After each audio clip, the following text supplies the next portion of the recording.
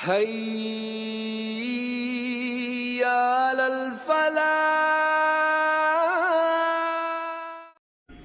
بسم الله الرحمن الرحيم. الحمد لله رب العالمين، الصلاة والسلام على سيد الأنبياء والمرسلين وعلى آله وأصحابه أجمعين.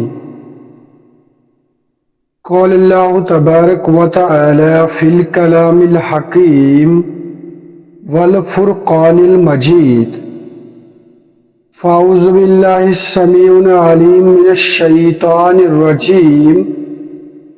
بسم الله الرحمن الرحيم.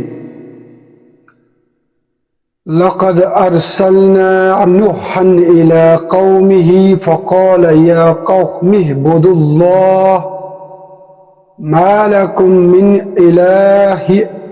إله غيره إني أخاف عليكم عذاب يوم عظيم.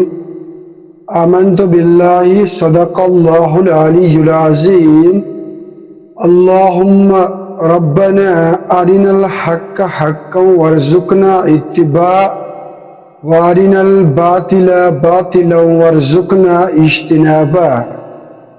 رب اشرح لي صدري ويسر لي أمري واحلل عقدة من لساني يفقهوا قولي. رب زدني علما رب زدنی علما نافعا. السلام علیکم ورحمۃ اللہ. محترم ناظرین کرام، امید ہے کہ آپ سب بخیر و عافیت ہوں گے. درس قرآن کے ایک اور شمارے کے ساتھ ہم اس وقت آپ کی خدمت میں حاضر ہیں، لے کر ایک نئے رکوع کے ساتھ، نئی باتوں کے ساتھ، قرآن کی نئی تذکیر کے ساتھ. آج ہم سورۃ الاعراف رکوع نمبر 8 بمطابق آیات نمبر 59 تا 64 مطالعہ کرنے جا رہے ہیں. یہاں سے اس سورت کے اندر اب ایک نیا مضمون، نیا موضوع شروع ہو رہا ہے، اور یہ مضمون بالکل اب آنے والے 10 یا 12 رکوعات تک محیط ہے. اس سے پہلے مشرکین مکہ کے سامنے ایک مختلف قسم کی دلیلیں پیش کی جاتی تھیں. اب اس سے آگے ایک دوسری قسم کی دلیل پیش کی جا رہی ہے، توحید کے حوالے. چنانچہ سورۃ الاعراف کا جو عمود ہے، جو سمم بونس ہے، وہ یہی ہے کہ مشرکین مکہ کو یہ باور کیا جائے کہ ہمارے جو یہ رسول تمہارے درمیان ہیں، یہ واقعی میں رسول ہیں، یہ واقعی میں اللہ کے فرستادہ ہیں، یہ واقعی میں اللہ کے بھیجے ہوئے نبی ہیں.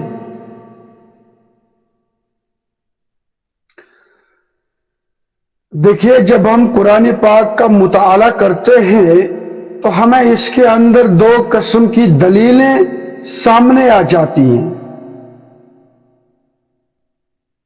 2 types of arguments, or we can say the nature of arguments جو قرآن کریم میں بیان کی گئی ہیں، یہ 2 ہیں.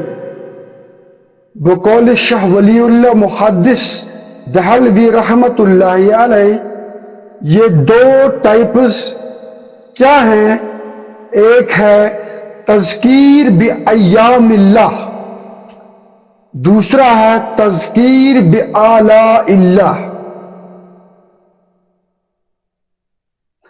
تذکیر بآلاء اللہ سے مراد یہ ہے کہ اللہ تبارک و تعالی لوگوں کے سامنے یہ بیان کرتے ہیں کہ لوگوں، سب سے پہلے اپنے نفس کے اندر جھانک لو، اس کے بعد اپنے نفس سے باہر کی جو وسعتیں ہیں اس پر نظر دوڑاؤ۔ یہ زمین دیکھو، یہ آسمان دیکھو، یہ کائنات دیکھو، یہ درند دیکھو، یہ پرند دیکھو، یہ چرند دیکھو، یہ کائنات کا جو نظام ہے یہ دیکھو، فلکیاتی نظام جو ہے یہ دیکھو، موسمی حالات جو ہیں یہ دیکھو، سمندر جو ہیں یہ دیکھو، جانور جو ہیں ان کی طرف ذرا دیکھو، قانون فطرت جو ہیں ان کی طرف ذرا دیکھو۔ یہ سب چیزیں اس بات کا اندیہ دیتے ہیں کہ واقعتاً اللہ تبارک و تعالی اس دنیا کے چلانے والے ہیں۔ دیکھیں اس سے پہلے جو رکوع تھا، رکوع نمبر 7، اس میں آپ نے دیکھ لیا مشرکین مکہ کو بتا دیا جاتا ہے کہ دیکھو جب ایک کشتی سمندر میں ہوتی ہے، وہ کشتی کس کے اشارے پر چلتی ہے؟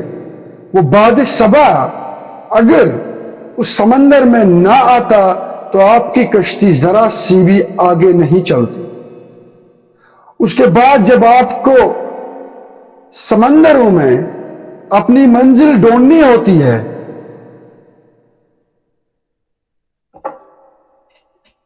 تو آپ کے پاس آج کل کے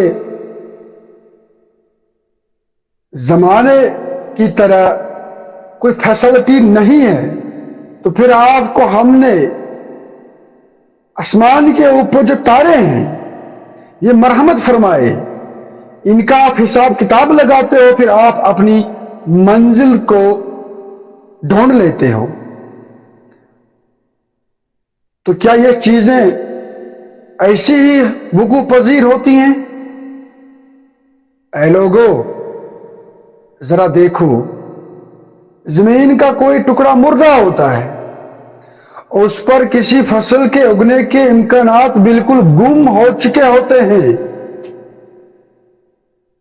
اس کے بعد جب ہم بارش برساتے ہیں اس زمین کے ٹکڑے پر تو وہ مردہ زمین پھر سے زندہ ہو جاتی ہے، اس کے اندر پھر قسم قسم کے پھل لگتے ہیں، قسم قسم کے پھول لگتے ہیں۔ تو ذرا یہ دیکھو جب اس طریقے سے ہم نے ایک مردہ زمین کو زندہ کر دیا اور پھر اس کے اندر کوپلیں اگھی، پھوٹ پڑی، تو کیا ہمارے لیے یہ ناممکن سی بات ہے کہ ہم اس زمین سے باہر نہ نکالیں؟ اے لوگوں دیکھو ذرا، پہلے رات آتی ہے، اس کے بعد دن آتا ہے، موسم کی مختلف رنگینی آتی ہے، مراحل آتے ہیں۔ کیا یہ مراحل خود بخود آتے ہیں؟ کیا ان کے پیچھے کوئی حکمت پنہاں نہیں ہو سکتی؟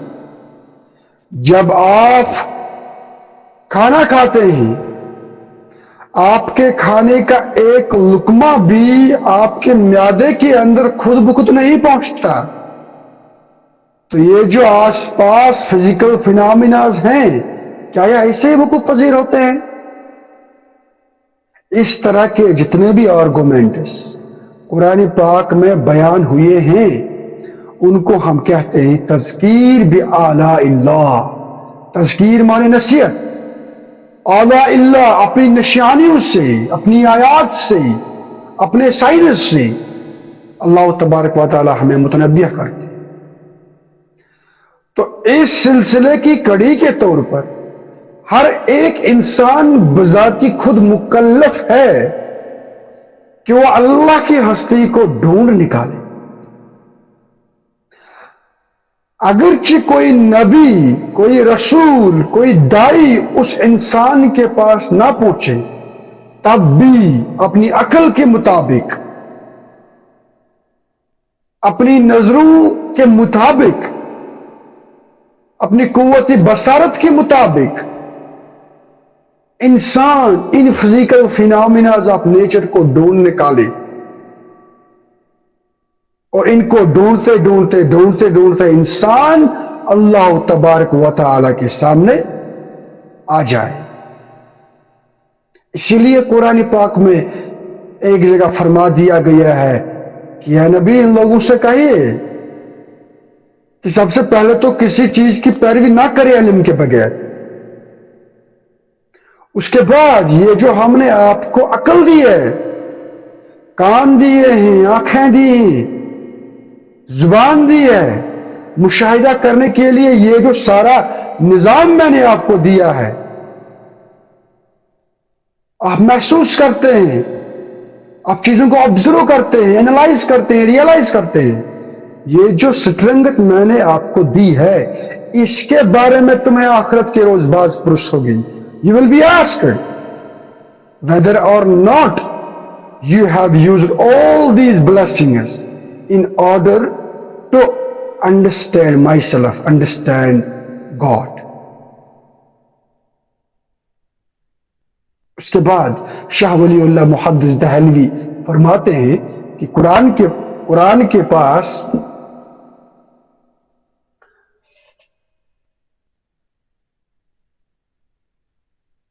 فرماتے ہیں کہ قرآن کے اندر پھر اس کے بعد دوسرا جو نیچر ہے آرگیومنٹس کو بیان کرنے کا، وہ ہے تذکیر بایام اللہ. اللہ تبارک و تعالی نصیحت کرتے ہیں. کیسے نصیحت کرتے ہیں؟ ایام اللہ، اپنے دنوں سے. اللہ تبارک و تعالی کے دنوں سے کیا مراد ہے؟ اللہ تبارک و تعالیٰ کے دنوں سے مراد یہ ہے کہ اس انسانیت کی پوری تاریخ آپ کو یہ گواہی پیش کرے گی کہ جن لوگوں نے بھی اللہ کو اور اس کے رسولوں کو جھٹلا دیا، ان کے اوپر ہم نے کون کون سے عذاب نازل کر دیے. تو جب یہ ایک لمبی چوڑی داستان دنیا انسانیت کی تاریخ آپ کی نظروں کے سامنے بالکل واضح ہے، عیاں ہے، then why you are going astray?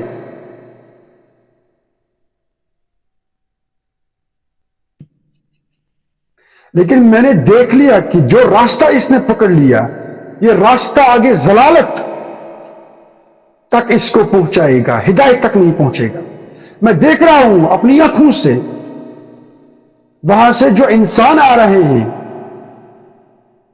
جن کی صداقت پر پوری انسانیت کو ناز ہے، وہ جب مجھے اطلاع دے رہے ہیں کہ بھئی ہم یہاں سے آئے ہیں، یہاں سے ایک شخص گیا تھا، ہم نے دیکھا اس کو وہ ضلالت کے گڈھے میں جا گرا، تو لوگوں اس نے جو راستہ اختیار کر لیا اس سے تم بچیے گا. تو اس طریقے سے جب کوئی نبی، جب کوئی رسول لوگوں کو متنبیہ کرتا ہے، تب کون سی وجہ بن جاتی ہے لوگوں کو کہ یہ اس کے باوجود اللہ کی نافرمانی کرے؟ There is no reason. So, history bears witness to the fact that جس کسی نے بھی اللہ تبارک و تعالیٰ کے سامنے روگردانی کی، خاص کر اس کے نبیوں کی تکذیب کی، اس کے کلام کی تکذیب کی، وہ ضلالت اور گمراہی کے گڈھے میں جا گرا.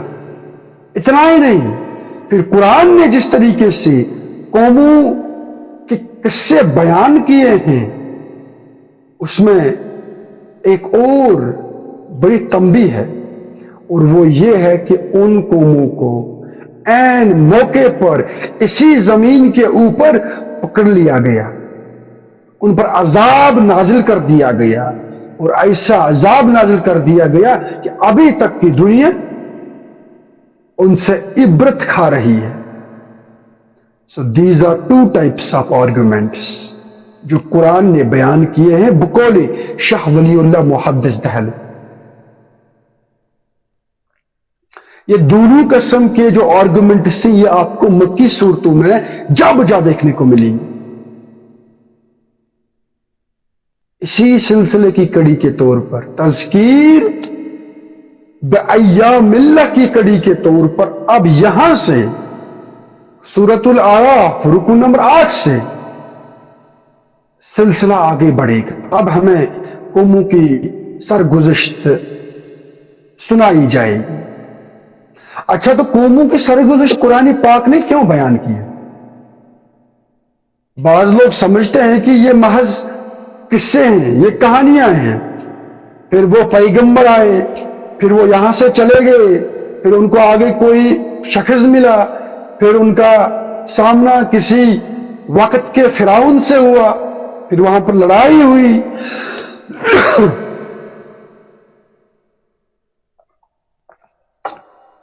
پھر اس طریقے سے واقعات رونما ہو گئے. اس طریقے سے یہ جو قصے ہیں، جو کہانیاں ہیں، یہ محض قصے اور کہانیاں نہیں ہیں.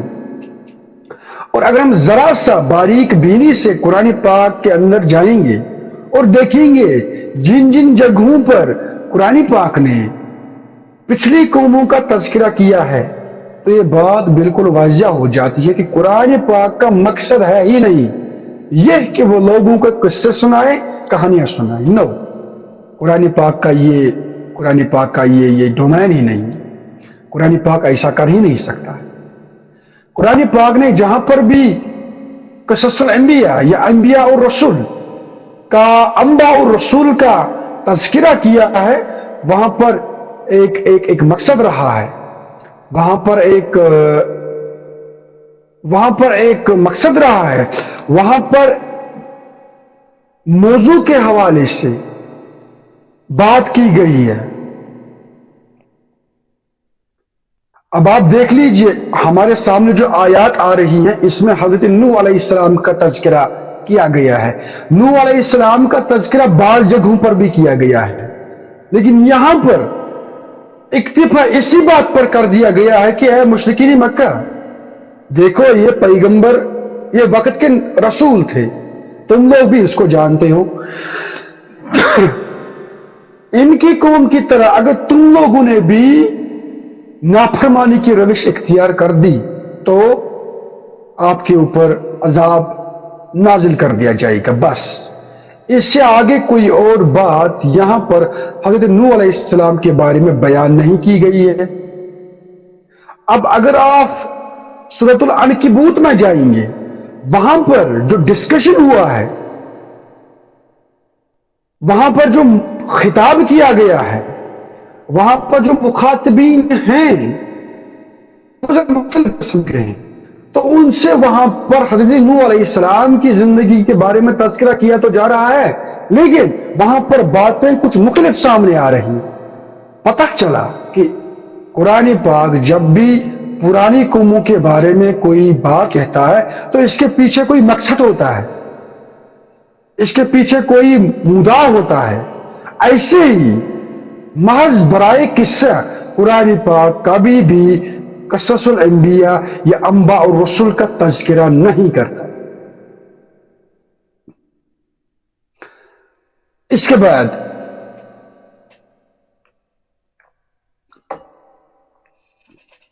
ہم یہ بھی دیکھتے ہیں کہ قرآن پاک نے جہاں پر بھی پرانی اقوام کا تذکرہ کیا ہے، وہاں پر آخر میں ہم دیکھ رہے ہیں کہ ان قوموں کے اوپر عذاب نازل کر دیا جاتا ہے اسی دنیا کے اندر. تو کیا وجہ ہے کہ نبی صلی اللہ علیہ وسلم کی امت پر ایسا کوئی عذاب نازل نہیں کیا گیا ہے؟ کہ اللہ تبارک و تعالی نے اپنی کوئی سنت بدل دی؟ Is it possible؟ نہیں. اس اشکال سے بھی لوگوں کو دور رہنا چاہیے. دیکھیں، سب سے پہلی بات یہ ہوتی ہے کہ جب رسول بنفس نفیس لوگوں کے اندر وارد ہو جاتے ہیں اور ان کے اندر دعوت و تبلیغ کا فریضہ انجام دیتے ہیں، اس کے بعد کسی بھی انسان کو روگردانی کرنے کا سوال پیدا ہی نہیں ہو سکتا. اب اگر کوئی کرنے کی جسارت کرے گا تو اللہ تبارک و تعالی اس سے بالفعل اسی دنیا کے اندر اپنے عذاب میں پکڑ لے گا. اس کی وجہ ہے اس کی وجہ یہ ہوتی ہے کہ ان کے سامنے وقت کا رسول ہوتا ہے، اور وقت کا رسول بذات خود ایک بہت بڑی دلیل ہوتی ہے۔ پھر وقت کے رسول کے سامنے آپ کوئی سوال بھی کر سکتے ہیں اور آپ کے سوال کا باضابطہ جواب بھی دیا جائے گا۔ تو اس طرح کے جو طالب علم ہوتے ہیں انہیں بچ نکلنے کا کوئی موقع ہی نہیں ہوتا ہے، تو ان کے اوپر عذاب آنا بالکل حق ہے۔ اس کے مقابلے میں اگر ہم آج امت مسلمہ کی بات کریں گے، ہم نے ایمان لایا ہے بالغیب پر، غیب پر ہم نے ایمان لایا ہے۔ ہم نے نہ نبی کو دیکھا ہے، ہم نے نہ کتابوں کے نزول کو دیکھا ہے، ہم نے نہ خدا کو دیکھا ہے، ہم نے نہ رسول کی کرامات کو دیکھا ہے۔ تو یہ جو ساری چیزیں ہیں یہ ہمارے لیے آپ سمجھ لیجئے بونس ہیں۔ ہمارے عذاب کی تخفیف اسی سے ہو سکتی ہے۔ بالفاظ دیگر ہمارا جو حساب کتاب ہوگا وہ ان لوگوں کے مقابلے میں ذرا ہلکا سا ہوگا جن لوگوں نے بنفس نفیس اپنی آنکھوں سے وقت کے رسول، وقت کے نبی کو دیکھا۔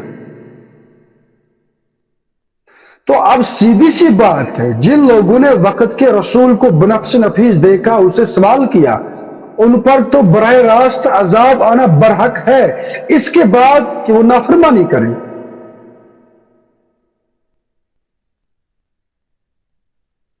اسی لیے تو نبی صلی اللہ علیہ وسلم نے ہم جیسے لوگوں پر رشک کیا ہے، صحابہ کے بارے میں تذکرہ فرمایا کرتے تھے، ہمارے بارے میں تذکرہ فرمایا کرتے تھے، ہمارے ایمان ان لوگوں پر، ان کے ایمان پر کہ مجھے دیکھے بغیر، قرآن کے نزول کو براہ راست دیکھے بغیر، میری تربیت میں رہے بغیر یہ لوگ ایمان لائیں۔ اس کے باوجود بھی یہ بات سمجھنے میں ذرا سی بھی ڈیفیکلٹی نہیں ہونی چاہیے کہ آج بھی اب اگر ہم رسولوں کی تکذیب کرتے ہیں، اللہ کی نافرمانی کرتے ہیں، قرآن پاک کے فرمودات پر پورا عمل نہیں کرتے ہیں، سٹل دین ہم کو بھی عذاب کے اندر جھکڑ لیا جاتا ہے۔ اب لیکن دنیا کو ایک نئے منظر نامے میں ڈھالنا تھا، اللہ تبارک و تعالیٰ کو سائنٹیفک ایج آنی تھی، لاجک کا زمانہ آنا تھا، انفارمیشن اور ٹیکنالوجی کا زمانہ آنا تھا، تو اللہ تبارک و تعالیٰ نے بھی اپنے بندوں کی عادات ذرا سی مولڈ کر دی، اور اب اسی لیے اس طریقے سے عذاب نازل نہیں ہوتا ہے، نہ اس طریقے سے کرامات نازل ہوتی ہیں، حالانکہ اللہ تبارک و تعالیٰ کے دست قدرت میں یہ سب کچھ ہے۔ باوجود اس کے ہم بنفس نفیس اس وقت مختلف قسم کے عذابوں میں جکڑے ہوئے ہیں۔ وجہ از بس یہی ہے کہ ہم اللہ تبارک و تعالیٰ کی نافرمانی کرتے ہیں۔ آپ دیکھ لیجئے اس وقت دنیا کی رزمگاہ مسلمانوں کے ہاتھوں میں ہونی چاہیے تھی۔ اللہ تبارک و تعالیٰ نے ان کے تقدیر میں لکھا ہے کہ بھئی اقتدار تو تمہارے ہاتھ میں ہونا چاہیے، لیکن مسلمانوں کے ہاتھ میں نہیں ہے۔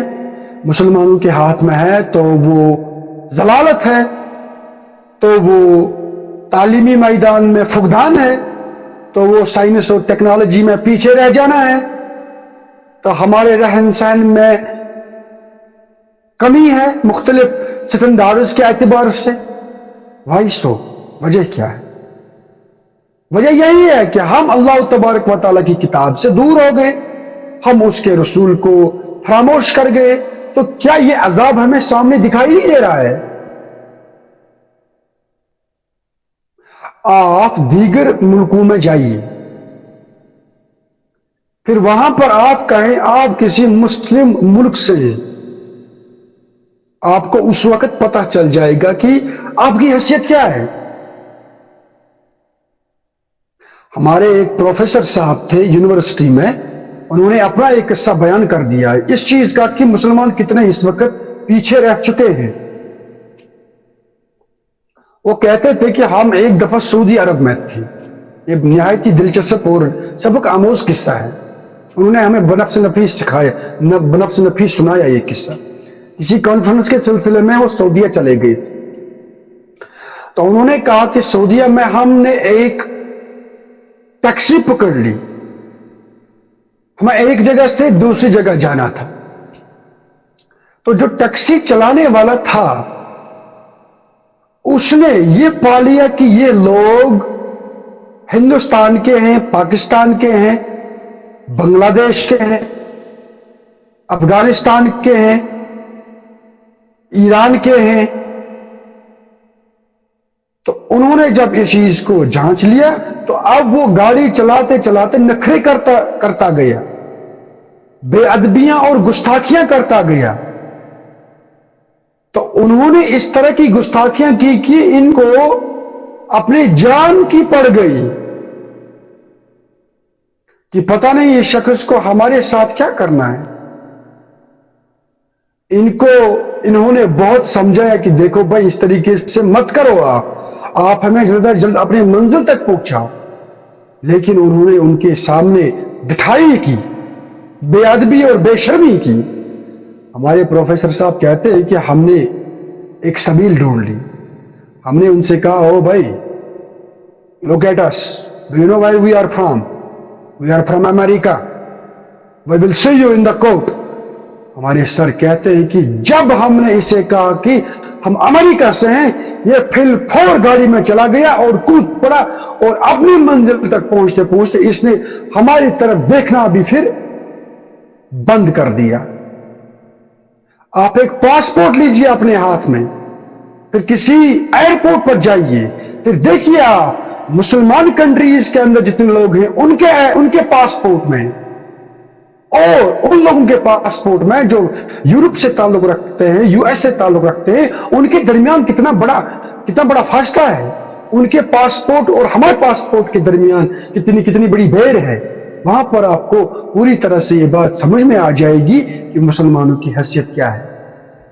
کیا یہ ہمارے اوپر قوم عاد، قوم سمود کی طرح جس طریقے سے ان پر عذاب برسایا گیا، اسی طرح کیا یہ عذاب ہمارے اوپر نہیں ہے؟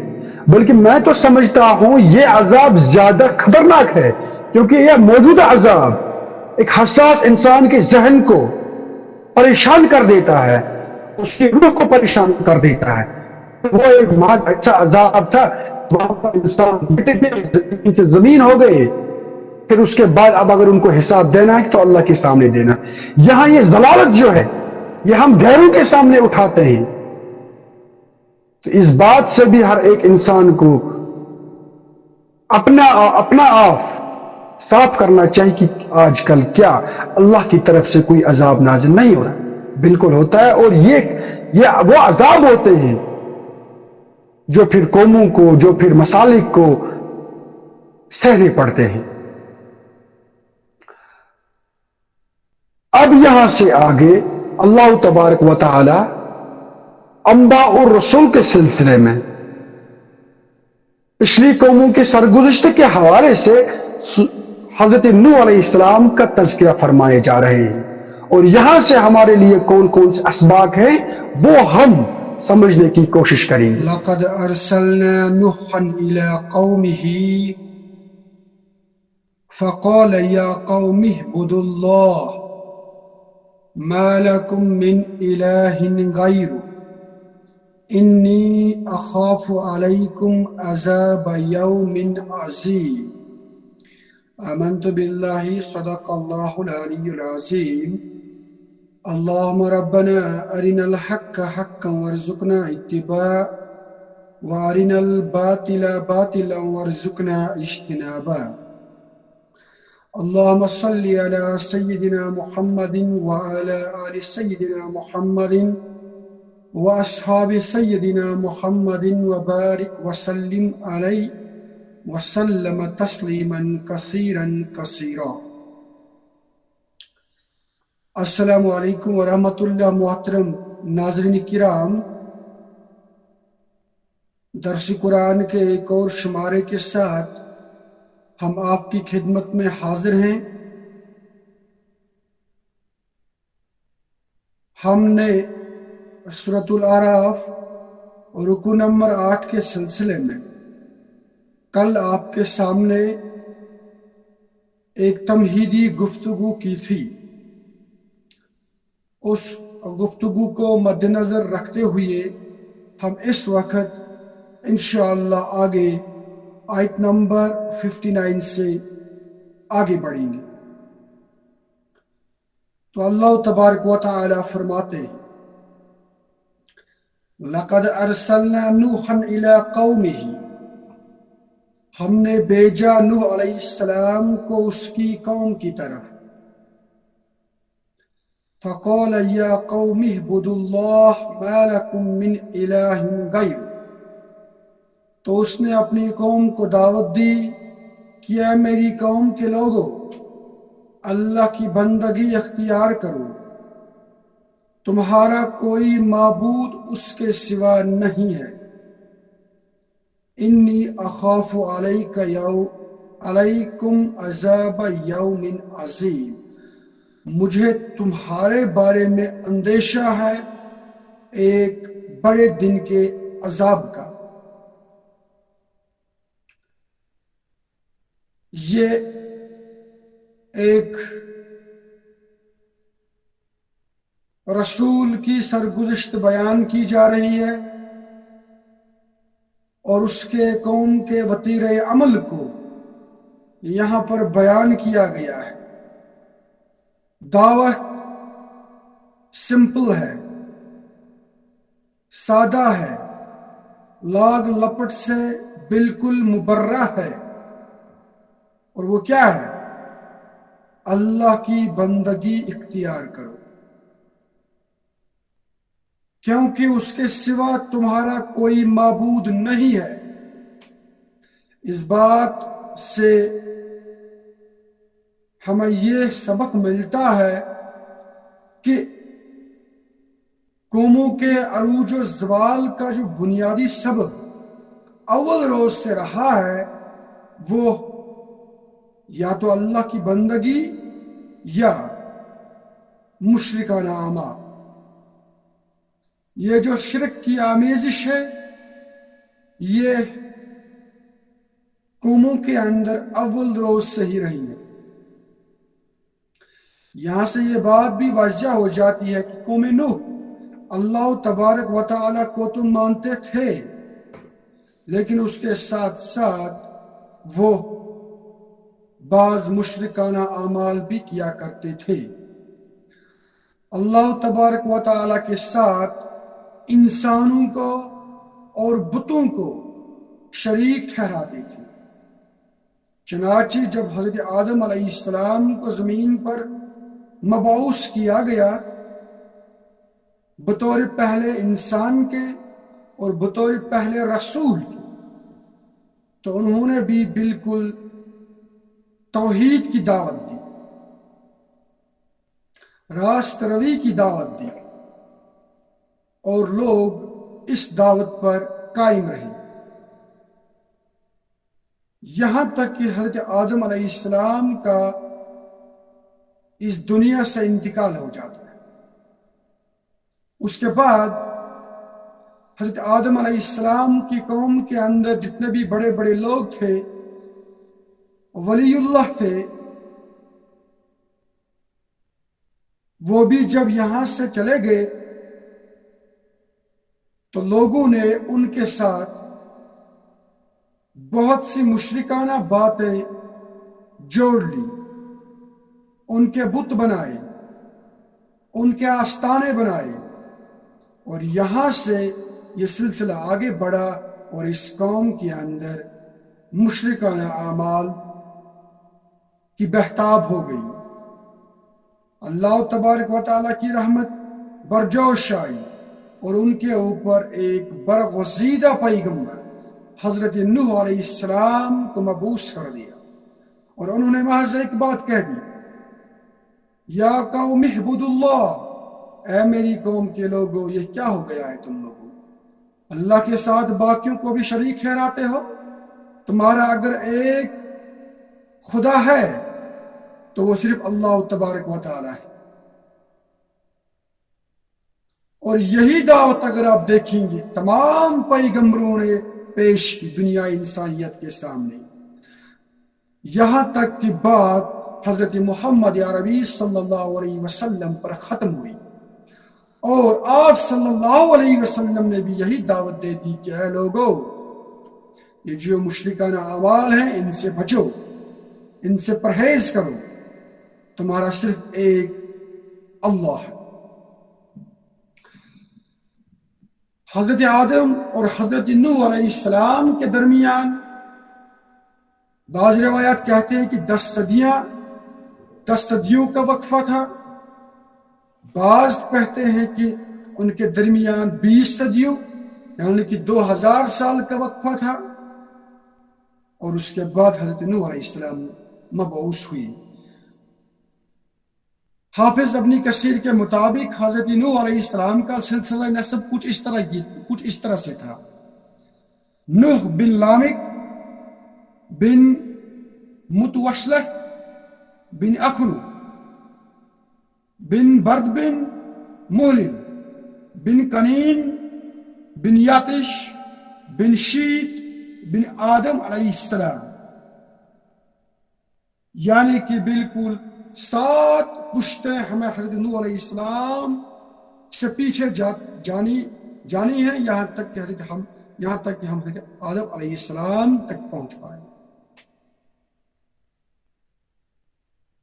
اس کے بعد آیت نمبر 60، قال الملأ من قومه، اب آپ کی قوم کے سرداروں نے کہا، انا لنراک فی ضلال مبین، کہ اے نوح ہم تو تمہیں کھلی ہوئی گمراہی میں مبتلا دیکھ رہے ہیں۔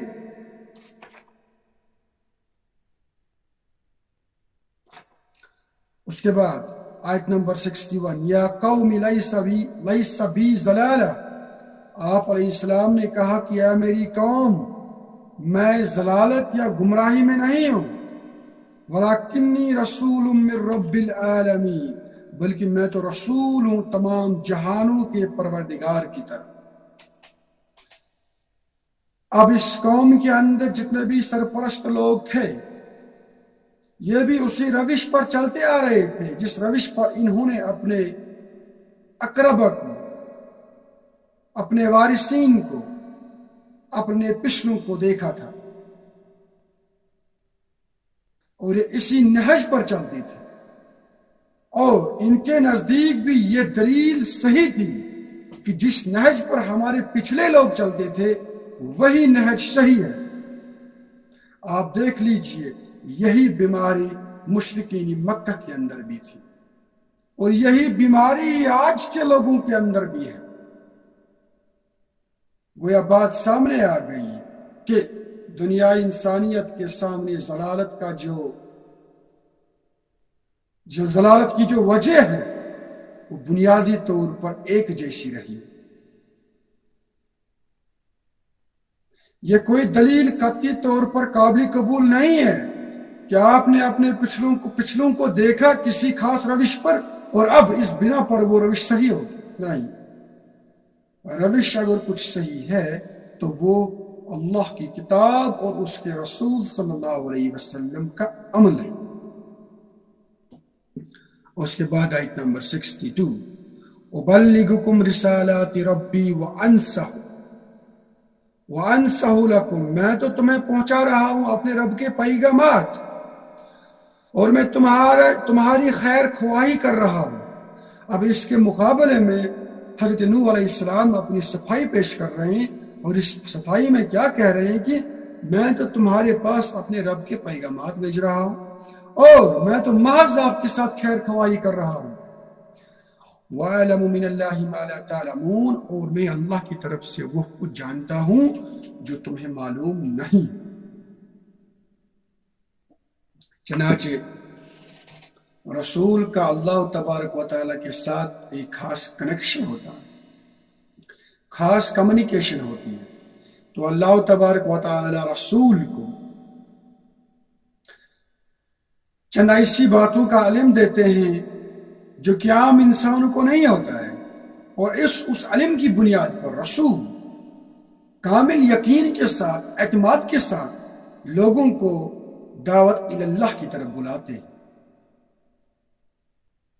उसके बाद आयत नंबर 63, औ अजिब्तुम अन जाअकुम ज़िक्र, क्या तुम्हें इस बात पर ताज्जुब हुआ कि तुम्हारे पास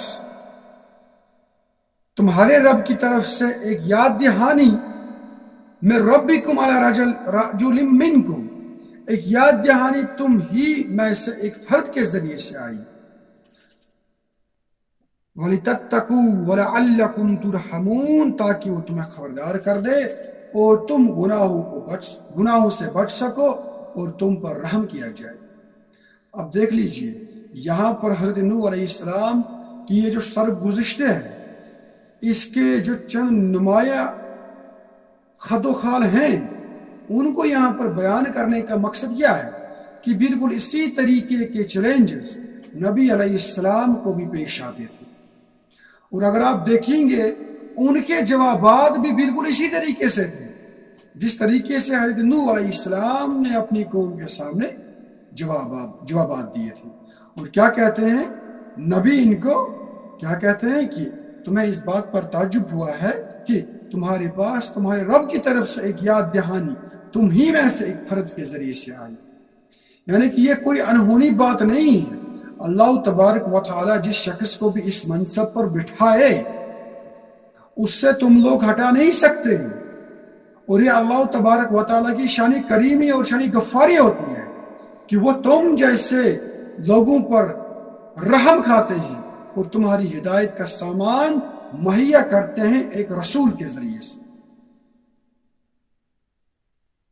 उसके बाद आयत नंबर 64, फकज़्ज़बूहु फअनजयनाहु वल्लज़ीना मअहु फिल फुल्क, तो उन्होंने हज़रत नूह अलैहिस्सलाम को झुटलाया तो बचा लिया हमने उसको और जो उसके साथी थे किश्ती में। अब ये वाक़या निहायत मशहूर व मारूफ है पूरी दुनिया इंसानियत में कि हज़रत नूह अलैहिस्सलाम के साथ जो वाक़या पेश आया और उनके साथ जो हवारी थे, जो दोस्त थे, जो बाकी दाई थे, जिनकी तादाद 70-80 के करीब तवारीख में बयान की गई है कि अल्लाह तबारक व तआला ने बाकी तमाम तकज़ीब करने वालों को पानी में गर्क कर दिया, और बाकी जो उसके साथी थे हज़रत नूह अलैहिस्सलाम के साथ उनको बचा लिया एक कश्ती के जरिए से। वअग़रक़नल्लज़ीना कज़्ज़बू बिआयातिना, और हमने गर्क कर दिया उन लोगों को जिन्होंने हमारी आयात को झुटलाया। इन्नहुम कौमन अमीन, यकीनन वो लोग अंधे थे, यानी कि वो ये बात समझने से कासिर रहे। हज़रत नूह अलैहिस्सलाम के बारे में आता है कि उन्होंने पूरी दुनिया इंसानियत में अपनी कौम के लिए सख्त से सख्त तर मजालिम सही, और उन्होंने बड़ी जबरदस्त मेहनत की। 950 साल की उम्र अल्लाह तबारक व तआला ने उन्हें मरहमत की थी, और अपनी पूरी उम्र वो अपनी कौम को दावत देते रहे कि या कौम इब्दुल्लाह, ऐ मेरी कौम के लोगों अल्लाह तबारक व तआला की इबादत करो।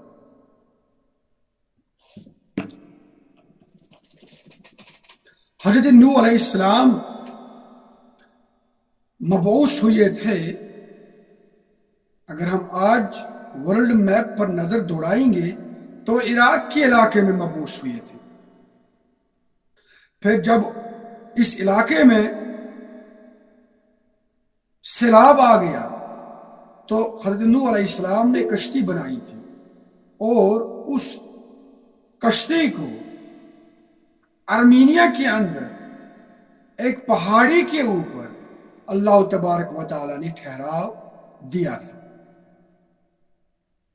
और यही वो चंद लोग थे जिनसे इस पूरी दुनिया इंसानियत का सिलसिला नस्ब आगे बढ़ा। चनाच अगर हम यूरोप के साथ साथ ऑस्ट्रेलिया की भी रिवायात का मुताला करेंगे, उनके लिटरेचर को कंगाल करेंगे, तो वहां पर भी हमें कुछ ऐसे किस्से हजरत नूह अलैहिस्सलाम के बारे में मिलते हैं।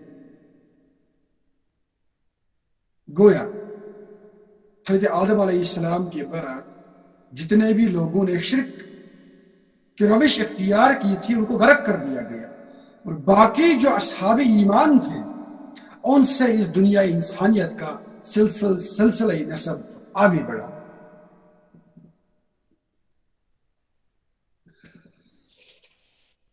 एक और बात यहां पर कहनी बहुत जरूरी है कि रिवायात में आता है कि हजरत नूह अलैहिस्सलाम और हजरत ईसा अलैहिस्सलाम के दरमियान जो वक्फा है वो तकरीबन 4 से 5 हजार साल का है। इस सिलसिले की रूह से अगर हम ये 4 या 5 साल लेंगे और उसके बाद हजरत आदम अलैहिस्सलाम से लेकर हजरत नूह अलैहिस्सलाम तक मजीद 2000 साल लेंगे, और उसके बाद हजरत ईसा अलैहिस्सलाम से लेकर आज तक मजीद 2000 साल लेंगे, तो ये पूरे तकरीबन 9 से 10 हजार साल का लंबा चौड़ा अरसा बन जाता है। अलगर्ज यहां पर हजरत नूह अलैहिस्सलाम की सरगुज़श्त बयान करने से क्या मुराद है? वो ये है कि ऐ मेरे नबी, आप ये जो मक्का के लोगों के अंदर, इन मुशरिकीन के अंदर मेरी दावत पहुंचा रहे हैं, आप बददिल ना हो जाइए इनका ये कहने से कि आप जो बातें करते हैं इनमें कोई सदाकत नहीं है, या आपकी बातों के मुकाबले में हम अपनी रिवायात को नहीं छोड़ेंगे। ये रविश तो जलीलुल कदर अंबिया के साथ भी इख्तियार की गई मुशरिकीन की तरफ से, और उनकी एतराजात भी बिल्कुल वैसे ही थे जैसे आपके साथ ये एतराजात किए जाते। अब इसमें एक अहम बात यह भी है कि पैगंबरों की तकसीब उमूमी तौर पर इस वजह से भी की जाती है कि उसमें बाज लोगों की जो हुक्मरानी होती है, की जो चौधराहट होती है, कि उनका जो हसब और नसब होता है उस पर असर पड़ता है, और वो ये नहीं चाहते हैं कि उनकी नाजायज मुनाफाखोरी कहीं तौर पर बंद हो जाए। इसलिए वो तो अपने दिलों के अंदर इस बात से बिल्कुल मुतमईन होते हैं कि ये जो वक्त के नबी हैं, वक्त के रसूल हैं, ये बिल्कुल बरहक हैं, इनकी दावत सही है, लेकिन फिर ये कजरवी पर उतर आते हैं और पैगंबर की तकजीब करते हैं। यही मुआमला हजरत नबी अकरम सल्लल्लाहु अलैहि वसल्लम के साथ भी हो, और यही मामला आज उन तमाम दाइयान इस्लाम के साथ भी होता है जो लोगों को हक की तरफ बुलाते हैं। उनको भी प्रोपेगेंडे की नजर किया जाता है, उनको भी बदनाम किया जाता है, उनके सामने भी तरह तरह की कजरवियां इख्तियार की जाती हैं। तो इस सिलसिले की कड़ी के तौर पर तमाम दाइयान इस्लाम को ये बात समझ लेनी चाहिए कि अल्लाह तबारक व तआला की दावत सिर्फ एक है, एक रही है, और एक आगे भी ऐसी ही चलती रहेगी कि सिर्फ अल्लाह तबारक व तआला है, उसके सिवा कोई माबूद नहीं है, और उसके मुकाबले में किसी को शरीक नहीं ठहराना। ये दावत तमाम दाइयान इस्लाम को पेश करनी है, और इस दावत के मुकाबले में उन्हें जितने भी चैलेंजेस का सामना करना पड़ेगा उनसे उनको बिल्कुल भी नहीं डरना है, बल्कि अपनी दावत को एक मुहज्जिब अंदाज में आगे बढ़ाते रहना है। और याद रहे, ये जो दावत का मसला है یہ امت مسلمہ کا بنیادی فریضہ ہے۔ جس دن امت مسلمہ نے اس دعوت سے کنارہ کشی اختیار کر دی، اس میں تساہل برتا اور دنیا کے باقی مصروفیات میں اپنے آپ کو جکڑ لیا، تب سے امت مسلمہ کا زوال پیدا ہو گیا۔ ہمیں تو کہا ہی گیا ہے کہ تم لوگ امت وسط ہو، نیکیوں کا حکم دیتے ہو اور برائیوں سے لوگوں کو روکتے ہو۔ So as long as you will continue to deliver this obligation, you will be succeeded. آپ ہی لوگ چمکو گے، لیکن جس دن تم لوگ اس عمل سے کنارہ کشی اختیار کرو گے، باقیوں کی طرح دنیا کے پیچھے لگ جاؤ گے، اس دن تمہاری ضلالت طے ہوگی۔ تو اللہ تبارک و تعالیٰ سے دعا ہے کہ دعوت اللہ کے جتنے بھی مراحل ہیں، جتنے بھی کام ہیں، جتنی بھی ایکٹیویٹیز ہیں، ان کے ساتھ ہمارا رابطہ استوار رکھیں۔ اور البیان کی کوشش بھی یہی ہے کہ لوگوں تک حق بات پہنچائی جائے، لوگوں کو متنبہ کر دیا جائے کہ بھائی آج کل کے زمانے میں کہاں کہاں پر کون کون سے منکرات ہوتے ہیں اور کن کن سے ہمیں بچنا ضروری ہے۔ اور ہم سمجھتے ہیں کہ اس نیک کام میں ہمارے جتنے بھی ممبرز ہیں، یہ بھی اس میں ہمارا ساتھ بنائے رکھیں گے۔ تو اللہ تبارک و تعالی ہمارے اس ساتھ کو بنائے رکھے، اور یہ جو بنیادی فریضہ اللہ تبارک و تعالی نے امت مسلمہ کے اوپر ڈالا ہے، اس بنیادی فریضے کو ہم اچھے طور پر نبھانے میں کامیاب ہو جائے۔ اسی دعا کے ساتھ ہم آج کی کلاس جو ہے اس کو اختتام تک پہنچاتے ہیں، اس دعا کے ساتھ کہ اللہ تبارک و تعالی زیادہ بولنے سے، زیادہ سننے سے، زیادہ عمل کرنے کی توفیق عطا فرمائے۔ بولنے میں اگر کوئی غلطی ہوئی ہوگی تو اللہ تبارک و تعالی اسے معاف کر دے، سننے میں اگر کوئی لغزش ہوئی ہوگی تو اللہ تبارک و تعالی اس سے ہمارے دلوں سے محو کر دے۔ اللہ تبارک و تعالی ہمارے دلوں کو قرآن پاک کے نور سے منور کر دے۔ اس وقت پوری دنیا انسانیت کو قرآن کی ضرورت ہے۔ اللہ تبارک و تعالیٰ کے جو احکامات ہیں ان پر عمل پیرا ہونے کی ضرورت ہے۔ تو اللہ تبارک و تعالیٰ امت مسلمہ کو وجہ بنائے پوری دنیا انسانیت کی ہدایت کا۔ ربنا تقبل منا انك انت السميع العليم واخر دعوانا ان الحمد لله رب العالمين۔ السلام علیکم ورحمۃ اللہ۔ اللہ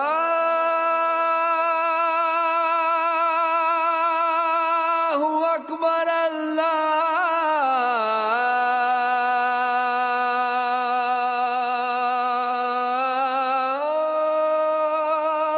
اکبر۔